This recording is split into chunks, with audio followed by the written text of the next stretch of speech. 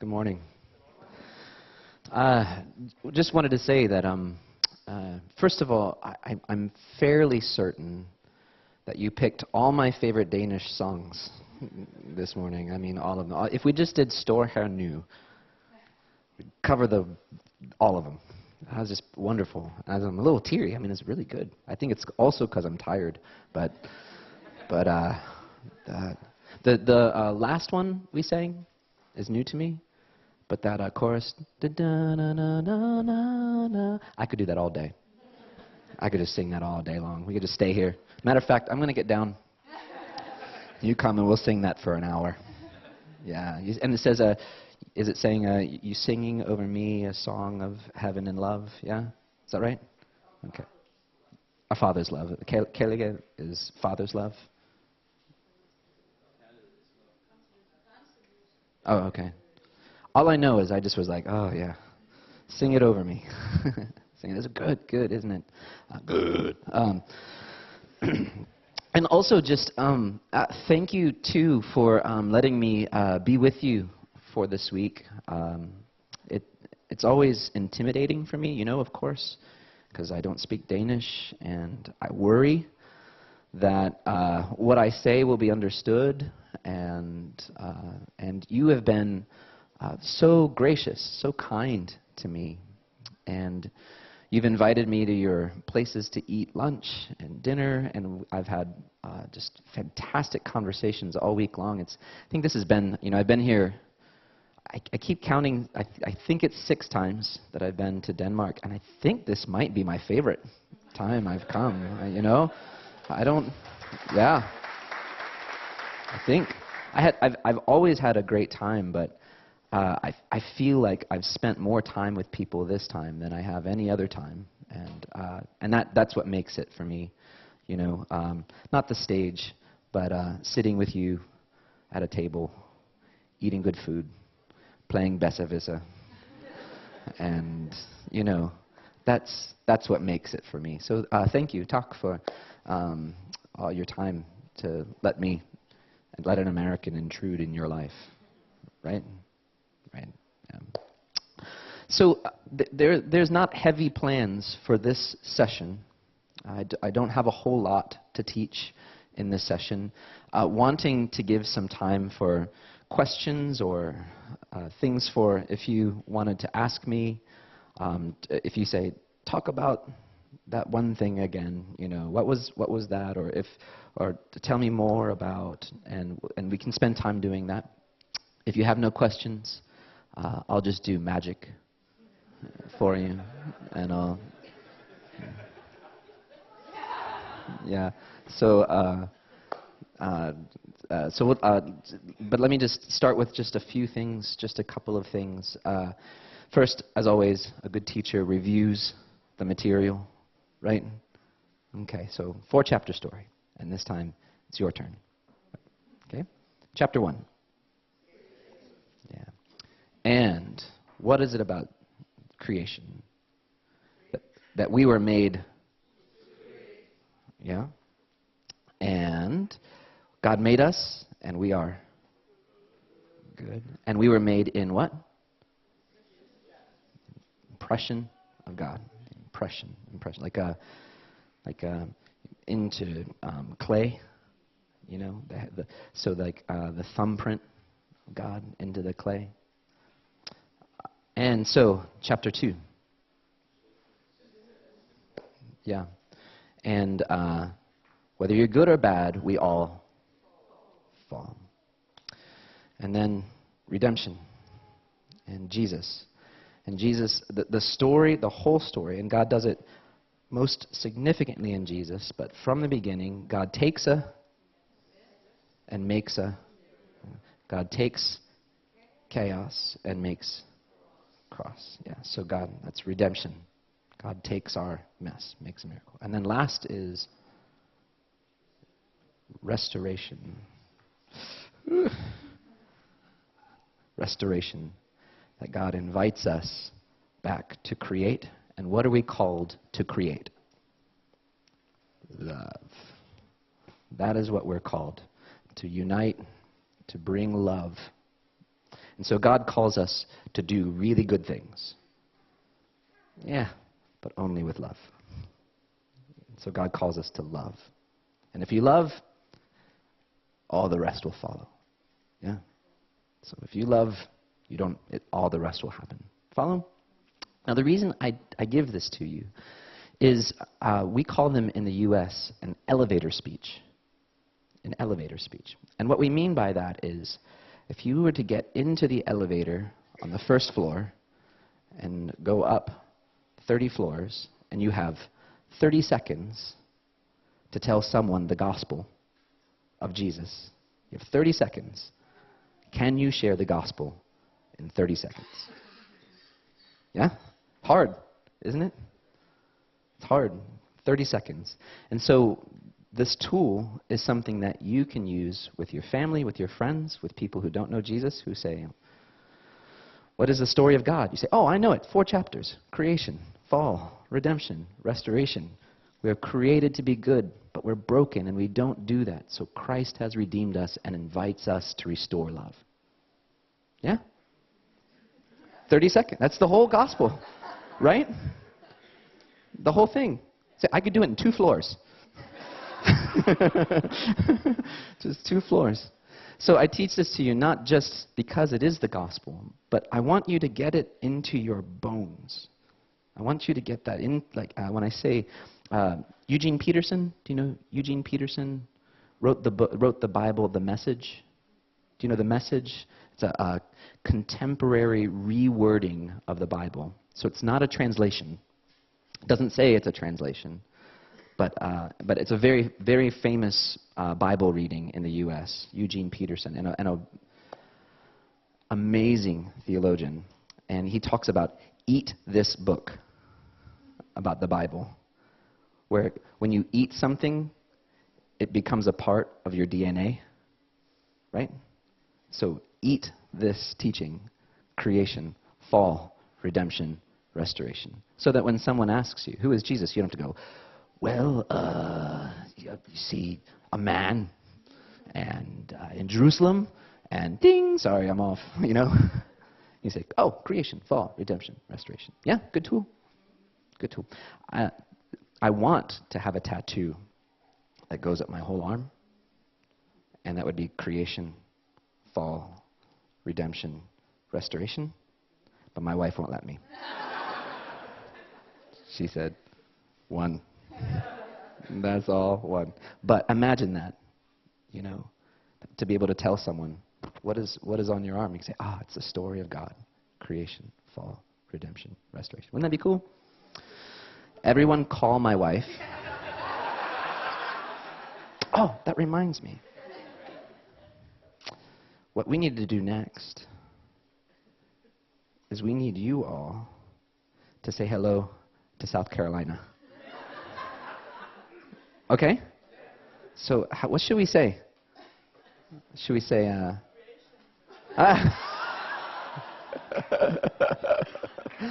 So I need to prove to my church that I'm actually in Denmark and not in Hawaii.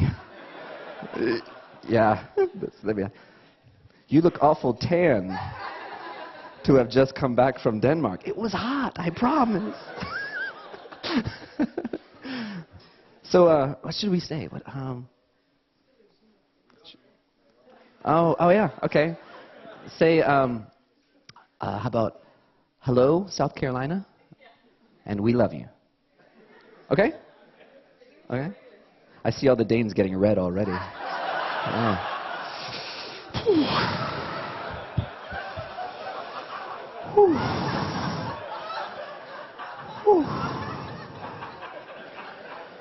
Okay.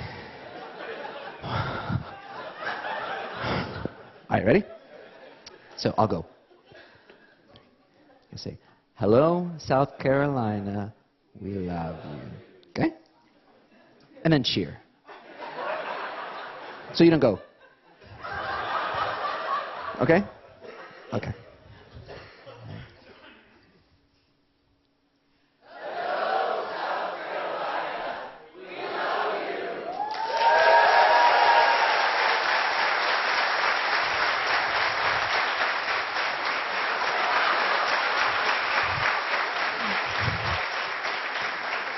Good. One more. But this time, thank you, Tia, my wife. Okay?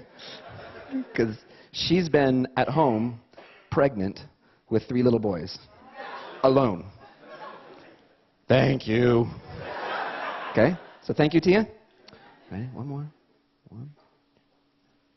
Thank you, Tia.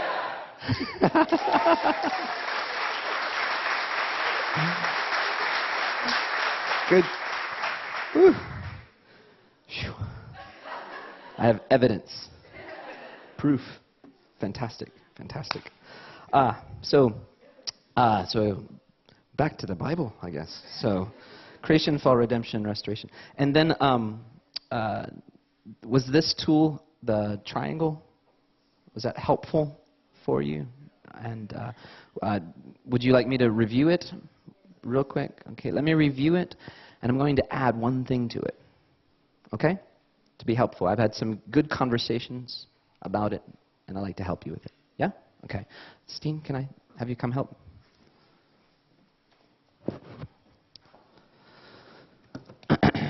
So, in short, the gospel is a picture. Again, we have God who created us, Adam, Eve, in the impression of God, made us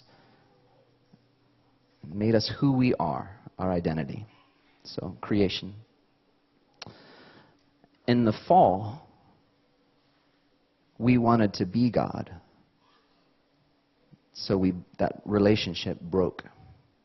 The relationship broke. And we tried to find ways to restore that relationship with rules and laws, and to try to follow the law. But every law we made, we just wanted to break. And it just became more sin, just wanting to break more. So Jesus comes, repairs this relationship. It says in Romans letter, it says God gave us the spirit of adoption. They were adopted to be God's child so that we can say Abba, Father, through Jesus.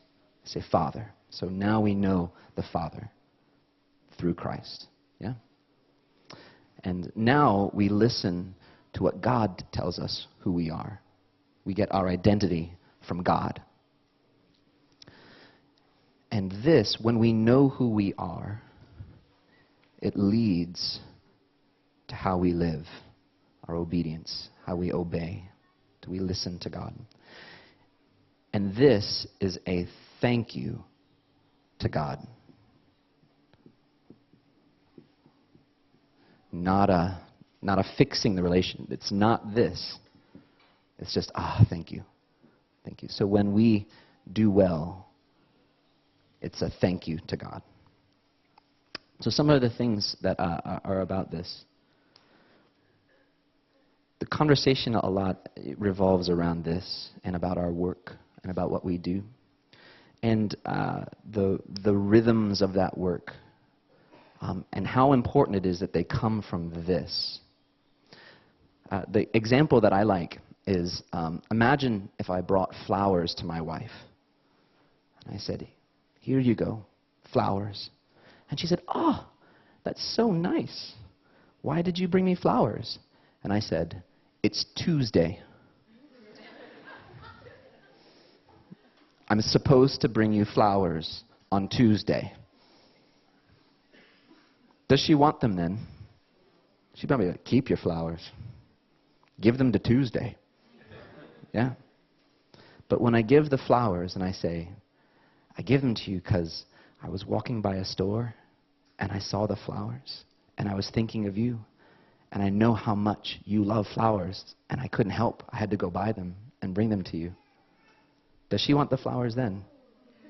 Yeah. Yeah. Right? Right? It's Tuesday. Right? I love you so much, I could not help but want to buy you flowers. Do you see how that works? So same thing. Like, Lord, I'm praying because it's the morning. And I'm supposed to, because it's 5 a.m. and I pray. Does God want that? No. But when we say, oh, God, good morning. I am so happy to see you. What a great new day I have before me. Thank you, God, for oxygen, for breakfast. That's good, yeah? So do you understand that relationship? Understand. Now what happens is I'm going to add a little now. Are you tired? No. Okay. Okay. If you can turn to Joanna, the John's Gospel. Yeah. What, Johanna? Evangelio. Yeah, thank you. 15? 15? And Jesus says, I am the vine. I am the vine. In this text, what he describes for us is a pattern of a rhythm of life. Okay? And this pattern was established from the beginning, but all the way from creation. But we'll get to that, okay? I don't want to get ahead of myself. I'm slow.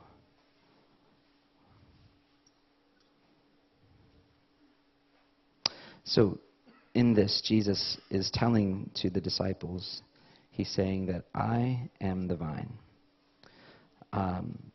And when he says vine, he says true vine. And by true vine, you've seen vineyards, you know? The one in the middle that's in the ground. So the central one, that's the true vine, the important one with the roots in the ground. The rest are just vines going off of the true vine. So he says, I am the true vine, and my Father is the gardener. And it says this is interesting. He says, he cuts off every branch that bears no fruit. Right? So if you bear no fruit, he cuts it off. And then he says, the branch that does bear fruit, what do you think he would say? He tends it. He makes it better. No. It says he prunes it. He cuts it too. So the branch that does not bear fruit cuts off. And the branch that does bear fruit, he cuts it back so that it will bear more fruit. So that what would happen is on a new vine, if it bore too many grapes, it would become too heavy for the vine, and the vine would break. It would pull away. So too much fruit would harm the vine. And so if it started to bear fruit, he would cut it off until the vine, the branch, was strong enough to bear even more fruit. Do you follow? Yeah.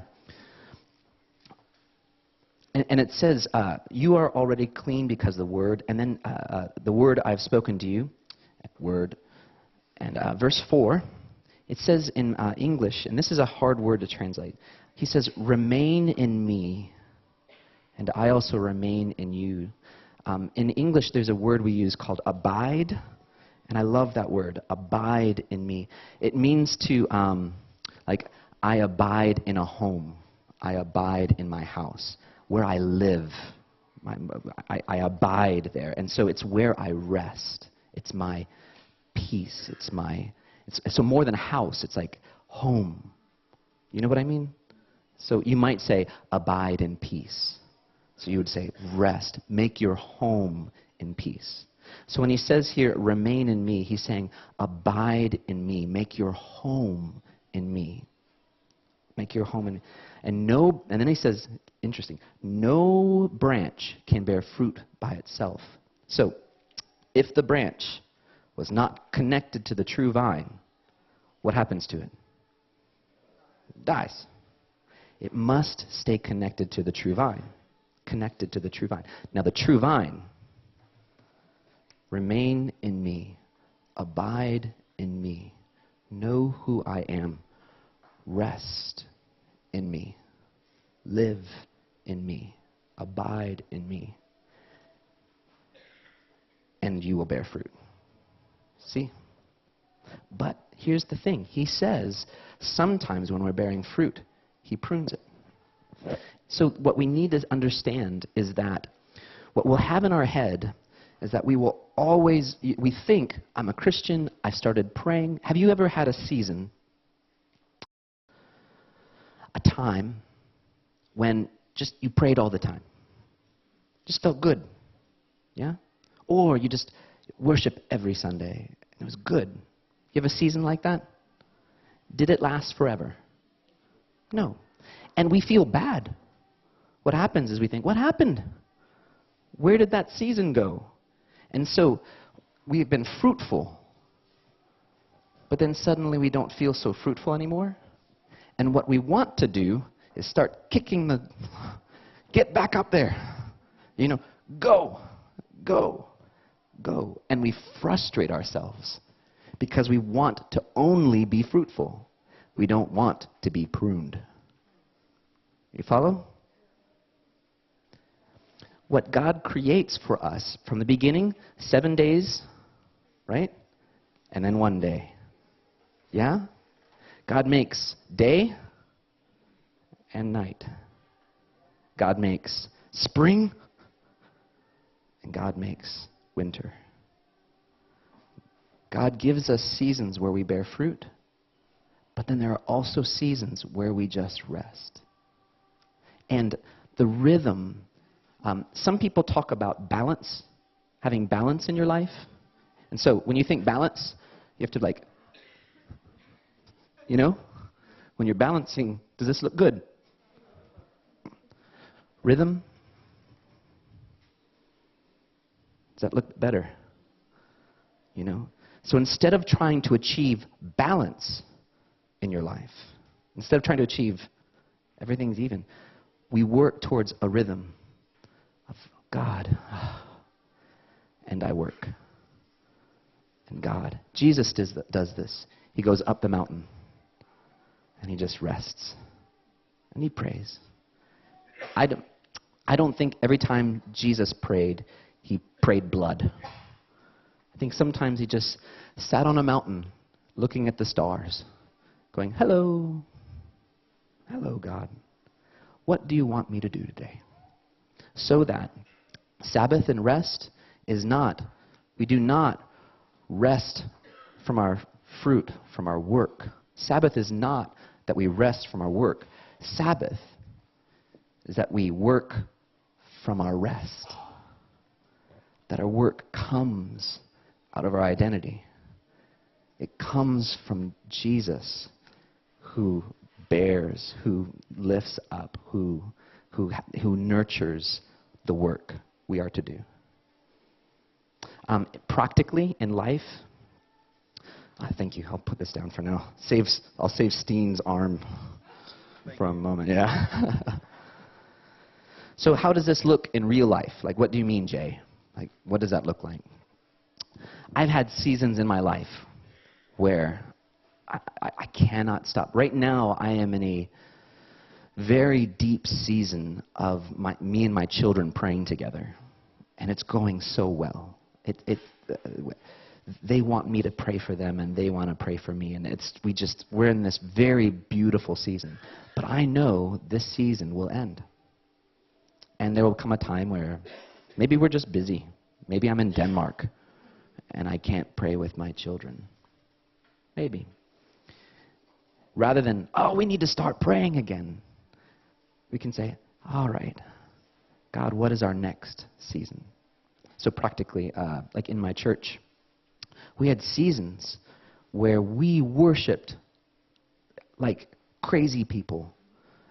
One of those seasons was the first time I came to Denmark, and this was the church at the university, and we went to an intermission house, and they started worshiping, and there was like 15 people in EMU, and then 15 of us, and we just started getting louder and louder and louder until, and like the Danish people stopped singing, and we kept singing. Like we're singing, and I'm madly in love with you. Do you know that song? No? That's okay. Great song. But, and they stopped singing, and we just go, all of my life. And we're just singing so loud that the neighbors all came over and said, shh, you're being too loud, you know? It just was a season of fantastic worship. But when that season ended, we didn't try to keep worshiping like that. We stopped, and Jubilee, you know that in the Bible, every 7 years, everything, so that you rest, and the soil has energy again, and you say, what do we plant now? And next was service, where we built a soup kitchen in the basement of our church. And at our university, they surrounded by homeless people. It's a very, very poor neighborhood that we're in. And they just came and we fed them. And we started a medical clinic at another church. So our medical students and nursing students went, and the homeless would go there, and we would check on them. And then that ended. And then we said, what's next? What's next? And then we prayed. We had a prayer room. We had prayer stations. We did prayer flags. We had nights of prayer. We read scripture for 24 hours without stopping. So we got together and we read all of Matthew, all of Mark, all of Luke, all of John. Just read it all, 24 hours. And then that was over. Yeah? So rather than like, no worship, if we did that, we may never have had a season of service. Do you see? We had to make room for a new season. We had to let winter come so the spring would bring new fruit. So, practically, when you're thinking like, God, I feel you so much. I feel, I want so much to continue to feel this way. It becomes guilt for us again. And we begin to say, why am I not praying? Why am I not praying? I would say, why are you not resting? Why are you not resting? Rest. Trust. If you're not praying, I say, well, pray that someday you'll pray. You know? God, I don't feel like praying today, but someday I hope you help me.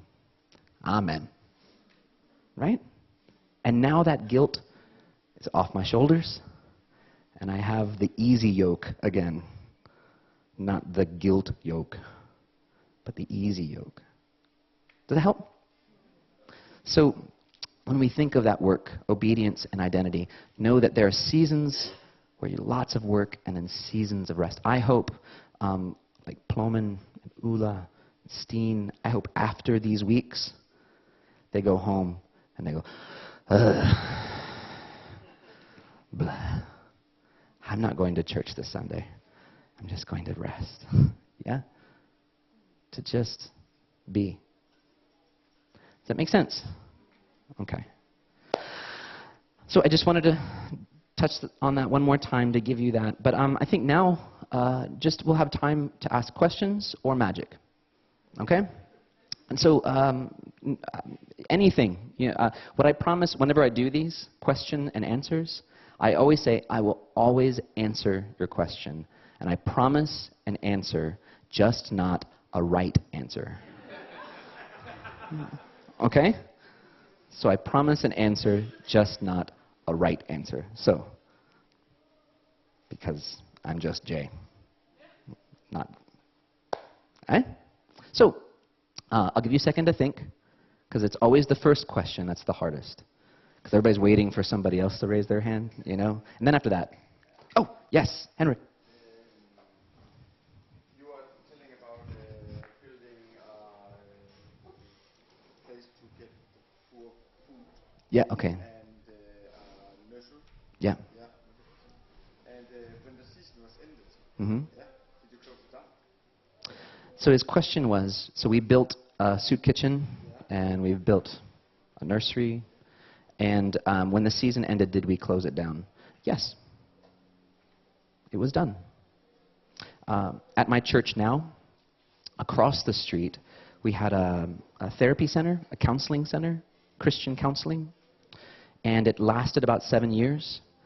And this past year, the fruit was not coming. And so we said, well, let's close it. So we closed it, and now we're saying, okay, God, what do you want to do with that house?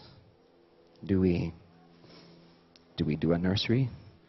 Do we feed the poor? Do we put in computers? Do we help newly released prisoners? We have a house. What do you want us to use it for? And whatever that ministry is would not exist unless we close the house. Because God can take a mess and make a miracle. God can take death of one thing so that there could be life in another. Same story, right? Same story.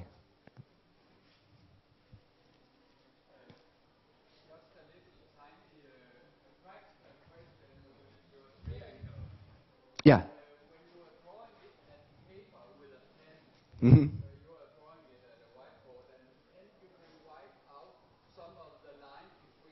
Yeah. Right. Wipe.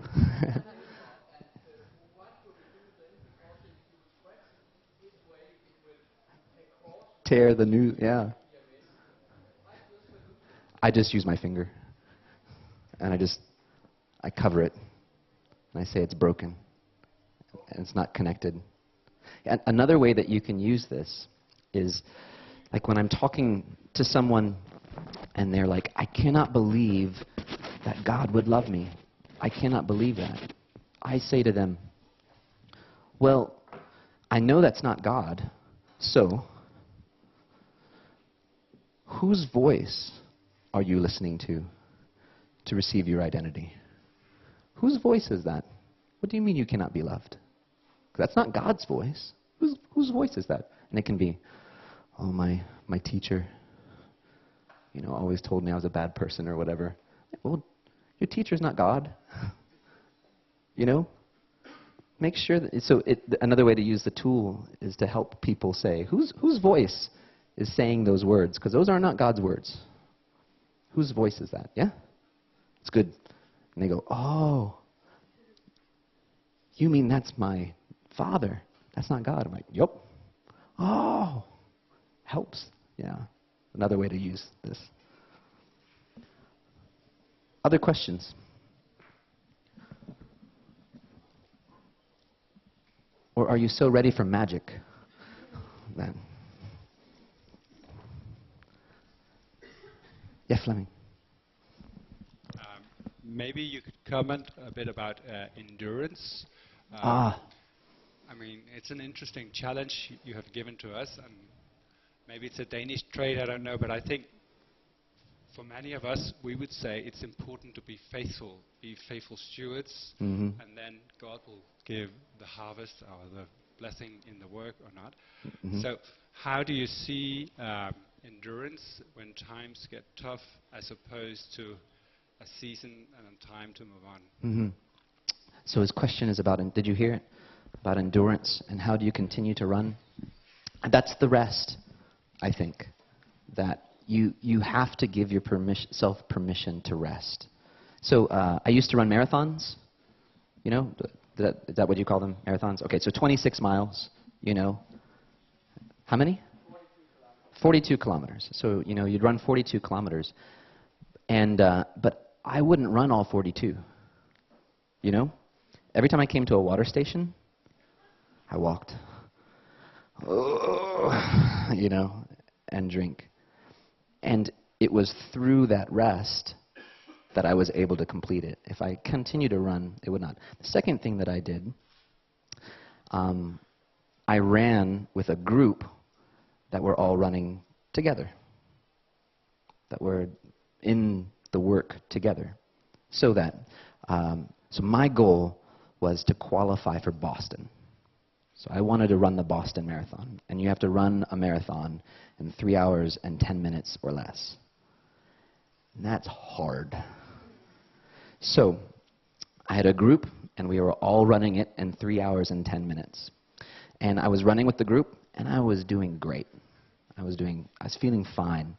And then I got to mile 24, almost the end, and my body said, "Good job. You're done. Check, sit down." And I was running, and I was saying, "Ugh," and I started to stop and stop. And the main person in the group came beside me and said, "Come on, Jay. You are so close. Don't give up now. Come on, we can do this, and I will do it with you. We will run together." So he ran with me for the next 2 miles. And the good news was I turned the corner, and it was a half mile down to the finish line, and it was all downhill. So I was like, fell the last. And I crossed the finish line at 3 hours, 9 minutes, and 48 seconds. So I made it with 18 seconds to spare. That's the church. That's what community is. One of the things that we teach about church and community is that we do together what you cannot do by yourself. So sometimes I go to church and I don't feel like singing. So I sit down and you sing for me. Even Jesus needed help carrying his cross.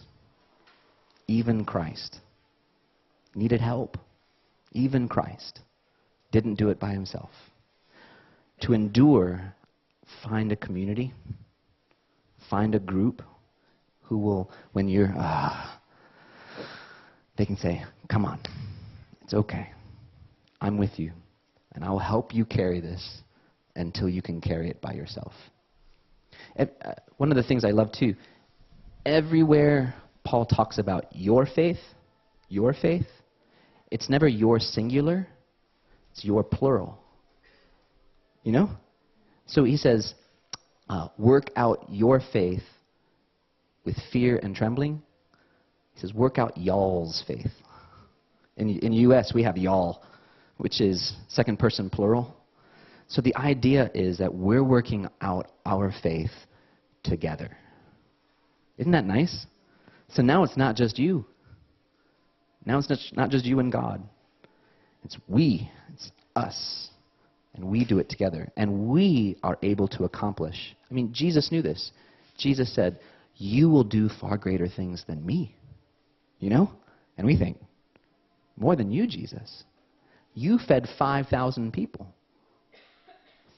How many people were fed this past week by Christian organizations? More than 5,000? Yeah? More than 5,000? Maybe 5 million? 50 million? Received food through disciples of Jesus. We're doing greater things. We do it. Does that help? So endurance, community, and then also allow yourself to rest and let your community pick you up when you need to rest. When you say, I just don't have it in me. And they go, okay, and carry you along.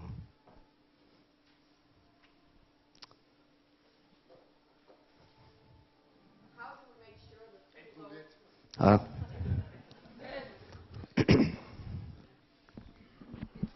if we close down something, how do we make sure that the people who were actually benefiting from that don't feel abandoned? Like the medical clinic or a soup kitchen. Because I think that's our problem. We keep doing it because we don't want people to feel abandoned. You have to build it at the beginning, I think.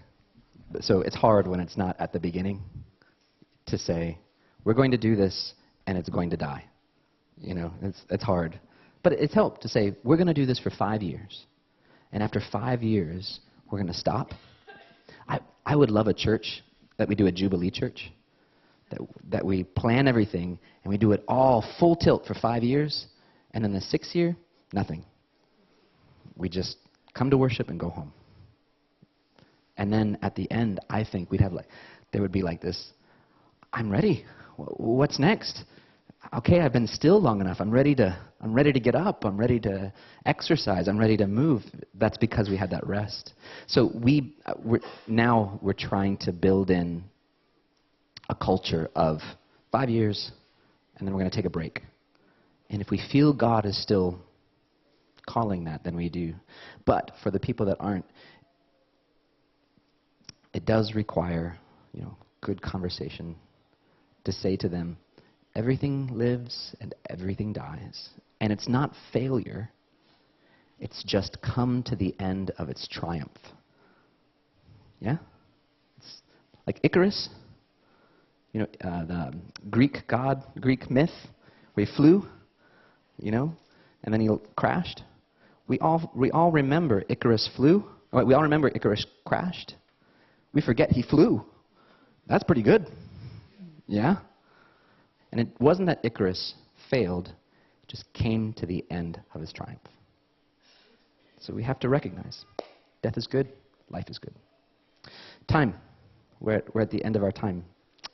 Again, thank you for these mornings together. I've loved our time together. And I hope to come back someday and see you all again sometime soon. That would be a gift. Thank you.